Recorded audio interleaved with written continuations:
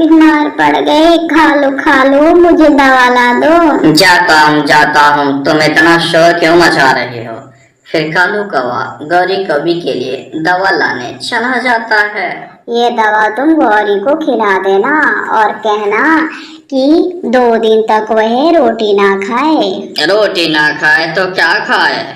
कोई नरम चीज जैसे खिचड़ी खाए। फिर कालू कौवा दवा लेकर घर चला जाता है और कवि को दवा पिला देता है। गौरी, डॉक्टर ने कहा है कि तुम 2 दिन तक खिचड़ी नहीं खानी है, यानी खानी है। कालू, मुझसे तो उठा भी नहीं जा रहा है तो मैं खिचड़ी कैसे बनाऊंगी? मैं ऐसा करता हूँ कि तुम्हारे लिए पड़ोसन चिड़िया को बुला लाता हूँ, वो तुम्हारे लिए खिचड़ी बना देगी। फिर कालू कौवा चिड़िया के पास जाता है। चिड़िया चिड़िया, तेरी भाभी कल से बीमार है, डॉक्टर ने कहा है कि उसे खिचड़ी खाना है। तो ठीक है ना कालू भैया, उसे खिचड़ी दे दें। यहाँ क्या करने आए हैं? चिड़िया सुनो तुम, मुझे तो खिचड़ी बनानी नहीं आती है, तो मैं कैसे बनाऊंगा खिचड़ी। ऐसा करो, तुम मेरे घर आकर मेरी पत्नी के लिए खिचड़ी बना दो। अभी तो मैंने अपने बच्चों के लिए रोटियां भी बनानी है। मम्मा पहले आप पड़ोसियों की मदद करें, फिर हमारे लिए बना दीजिएगा। चिड़िया कालू के घर चली जाती है। गौरी, चावल कहाँ है? वही है लाल डिब्बे में। चिड़िया गौरी के लिए खिचड़ी बनाती है। ये लो, खा लो, थोड़ी ज्यादा बना दी है, कल भी खा लेना इसे। ठीक है चिड़िया, जब तुम्हें मेरी जरूरत होगी तो मैं भी तुम्हारी मदद कर दिया करूंगी। कोई बात नहीं गौरी बहन, पड़ोसी ही एक दूसरे के काम आते हैं और मदद करते हैं। फिर रानो चिड़िया घर जाकर अपने बच्चों के लिए भी खाना बनाती है। गौरी कवि ठीक हो जाती है। ऐसे ही कुछ दिन निकल जाते हैं और फिर एक दिन रानो चिड़िया की तबीयत बहुत खराब हो जाती है। गुड़िया बेटी, पड़ोसन आंटी के पास जाओ और जाकर कहो कि वो है आपके लिए आकर खाना बना दें। ठीक है मम्मा, मैं अभी जाती हूँ। फिर गुड़िया कवि के घर जाती है। आंटी, मम्मा बहुत बीमार है, उन्होंने मुझे भेजा है कि आप हमारे लिए खाना बना दें।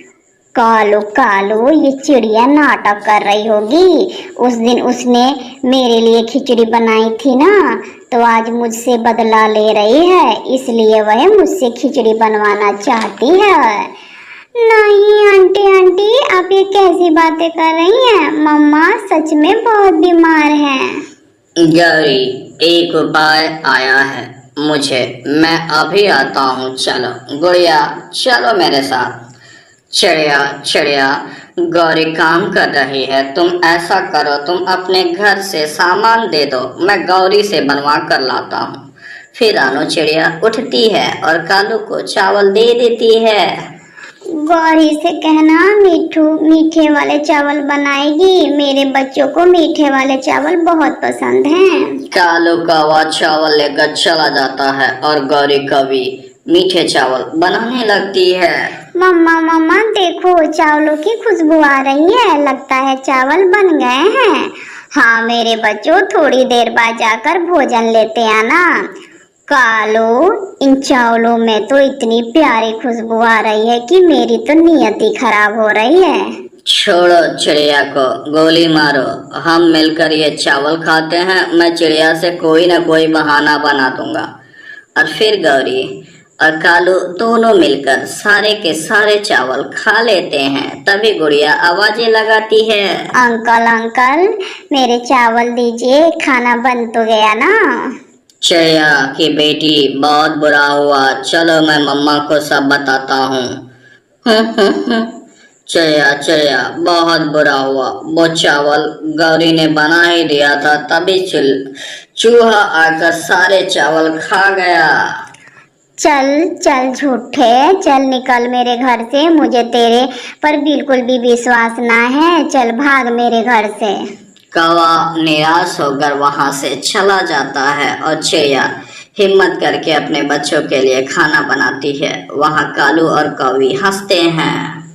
कालू, मजा आ गया वो चावल खाकर।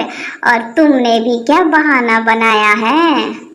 पर कवि, अब चिड़िया हम पर कभी विश्वास नहीं करेगी। ना करे तो ना करे, मुझे अब उस चिड़िया की जरूरत भी ना है। फिर सुबह हो जाती है। गौरी और कालू आम के पेड़ से आम तोड़ रहे थे, तभी कालू जो पत्थर आम पर मारता है वो पत्थर गौरी पर लग जाता है।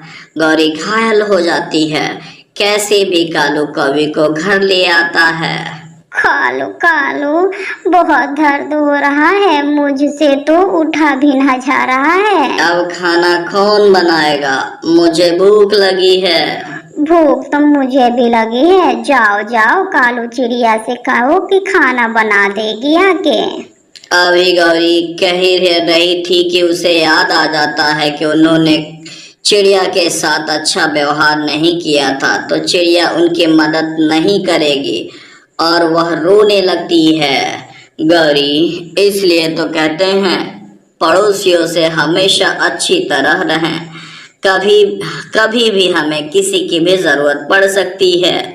फिर गौरी और कालू रोने लगते हैं। अगर कल उन्होंने चिड़िया के साथ अच्छा किया होता तो आज फिर चिड़िया उनकी मदद करती। प्यारे दोस्तों, वीडियो पसंद आए तो वीडियो को लाइक, शेयर और सब्सक्राइब करना ना भूलें। धन्यवाद।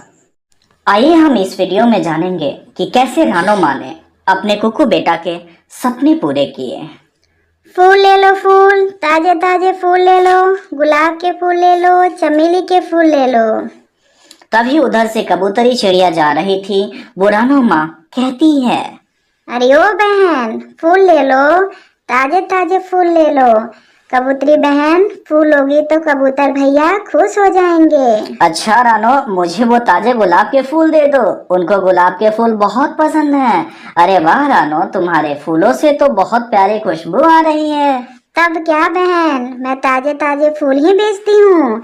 देखना आप, यह गुलाब के फूल से कबूतर भैया खुश हो जाएंगे। तभी कबूतरी उड़ जाती है और रानो अपने घर को चली जाती है। तभी रानो माँ कहती है, बेटा, तुमने कुछ खाया कि नहीं? हाँ मम्मा, मैंने खा लिया है। आज तो फूलों की कमाई अच्छी खासी हो गई है। कुक्कू, अब तुम्हारे विदेश भेजने का सपना पूरा हो जाएगा।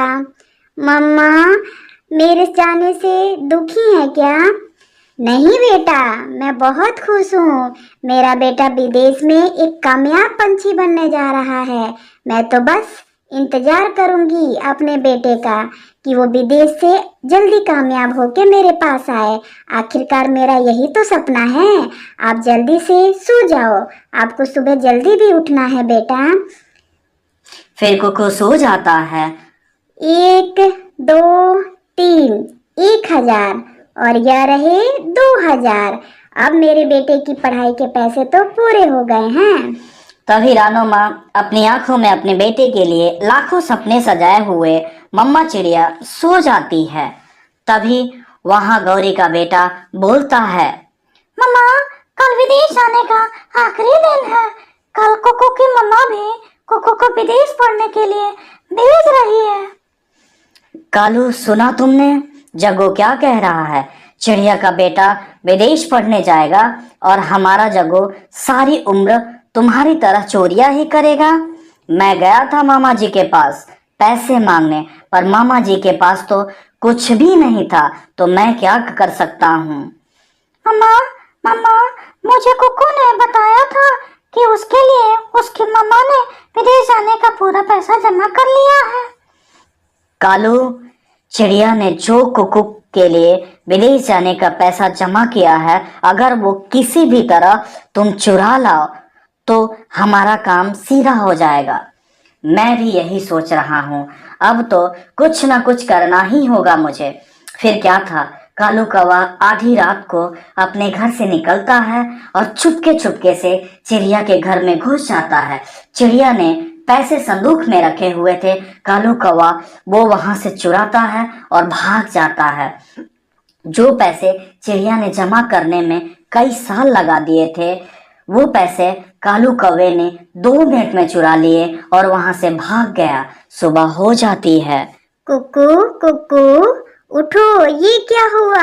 देखो बेटा, बर्बाद हो गया मेरा और मेरे बेटे का सपना। कोई चोर चुरा के भाग गया है। मम्मा क्या हुआ? बेटा कुकू, बेटे, जो पैसे मैंने आपको विदेश भेजने के लिए जमा किए थे वो कोई चोर चुरा के ले गया। मम्मा चुप हो जाए, मम्मा चुप हो जाए।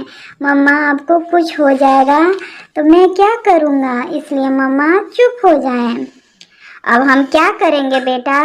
मेरे पास तो अब इतने ही पैसे बचे हैं कि मैं आपको विदेश भी नहीं भेज सकूंगी। कुछ नहीं होगा मम्मा, कुछ नहीं होगा। अब मैं आपके साथ फूल बेचने जाऊंगा। अगर आप हो तो सपने फिर से पूरे हो जाएंगे मम्मा। उधर गौरी लड्डू लेकर आती है। क्या हुआ चिड़िया, तुम लड्डू नहीं खिलाओगे? तुम्हारा कुकू भी तो विदेश जा रहा है। मेरा जग्गू तो विदेश जाने के लिए पूरी तैयारी कर चुका है। कहाँ गौरी बहन, मैंने इतनी मेहनत से पैसे जमा करके रखा था अपने कुकू के लिए, पर पता नहीं किस चोर ने मेरे सारे पैसे चुरा लिए हैं। देखना गौरी बहन, जिसने भी मेरे पैसे चुराया है वह कभी खुश नहीं रहेगा, उसका कोई काम पूरा नहीं होगा, क्योंकि वो पैसा मैंने बड़ी मेहनत से अपने कुकू के लिए कमाए थे। हाँ बहन, मेरे पास भी पैसे कहाँ थे, वो तो कल जग्गू की नानी ने भेज दिए, तो जग्गू के विदेश जाने की तैयारी हो गई। अगली सुबह गौरी का बेटा कुकू की पूरी तैयारी हो जाती है और विदेश जाने की। बेटा जग्गू, विदेश जा रहे हो तो बुरे पंछी से दूर रहना, पढ़ाई करना और पंछियों का नाम रोशन करना, गलत काम मत करना बेटा। हाँ माँ, मुझे पता है कि मेरे पापा ने मेरे लिए बड़ी मुश्किल से चिड़िया के सारे पैसे चुराए हैं, तभी मैं विदेश जा पा रहा हूँ। यह कहकर कुकू चला जाता है। उधर विदेश में जग्गू की एक दोस्त बनती है और कहती है कि जग्गू चलो ना, कैंटीन चलो। नहीं, मेरे पापा के पास पैसे नहीं है, मेरे पास पैसे खत्म हो गए हैं। तभी कुकू की दोस्त कहती है कि अरे तो अपने मम्मी पापा से मांग लो। मेरे मम्मी पापा के पास भी नहीं है, मुझे पता है। तभी वो लड़की बोलती है कि सारे मम्मी पापा यूं ही बहाना करते हैं, तुम मांगोगे तो वो जरूर देंगे, देखना तुम। उधर रानो माँ और उसका कुकू दोनों अलग अलग दिशा में जाते हैं फूल बेचने। तभी कबूतर और गौरी उसे आवाज लगाते हैं, रानो चिड़िया, तुम्हारा बेटा भी जंगल में फूल बेच रहा है। मैंने आपको बताया तो था कि मेरे पैसे कुछ चोर चुरा के ले गया है, तो मेरा बेटा फूल ना बेचे तो क्या करे? मेरा बेटा तो विदेश पहुंच भी गया है। अभी अभी उसका फोन आया था कि उसका बहुत बड़े यूनिवर्सिटी में एडमिशन भी हो गया है। तभी कबूतरी बोलती है, चिड़िया तुम्हारा तो बहुत सालों से मन था अपने बेटे को विदेश भेजने का, सुनकर मुझे बहुत बुरा लग रहा है, तुम्हारा सपना पूरा नहीं हो पाएगा। विदेश जाने के लिए और वहाँ की पढ़ाई के लिए बहुत ज्यादा पैसे लगते हैं, ये गरीबों का काम नहीं है। अच्छा ही है तुम्हारे कुकू ने बहुत सही फैसला किया फूल बेचने का, कम से कम कुछ पैसे तो आएंगे। मम्मा ये देखो, मैंने इतने सारे पैसे कमाए हैं, मेरे तो सारे फूल बिक गए मम्मा। हाँ बेटा, वो तो ठीक है, पर मुझे पैसों से ज्यादा आपको विदेश भेजने का शौक था। मम्मा अब आप भूल भी जाएं, जो हुआ सो हुआ। मैं दिल लगाकर काम करूंगा और अपनी मम्मा के काम में मदद करूंगा। ऐसे ही कुछ दिन गुजर जाते हैं। उधर कालू कौवा का बेटा जग्गू का मन पढ़ाई में कम और पिंकी पर ज्यादा लगने लगता है। हर हफ्ते अपनी माँ गौरी से पैसे मांगता है। उधर रानो और कुकू फल और फूल बेचते बेचते एक फूलों का दुकान ले लेते हैं और कुकू की इस लगन में रानो माँ बहुत खुश हो जाती हैं। बेटा कुकू, आज तुम्हारे मेहनत की वजह से हमारी एक फूलों की दुकान हो गई है। अब हमारे पास पैसों की कोई कमी नहीं है। हाँ माँ, देखो सब्र में बहुत ताकत होती है। अब मैं विदेश जाके आपके सपनों को भी पूरा करना चाहता हूँ। हाँ मेरे बेटे, आज मुझे बहुत खुशी हो रही है। चोर कितना भी चुरा ले, पर आपका ज्ञान और मेहनत आपके हाथ में है। आज मेरा सपना पूरा हो गया। उधर कालू कौवे और गौरी रास्ते पर आ गए और उन्होंने अपने जग्गू को भी विदेश से बुला लिया। इस कहानी से हमें यही सीख मिलती है कि गलत काम का परिणाम हमेशा गलत होता है। धन्यवाद।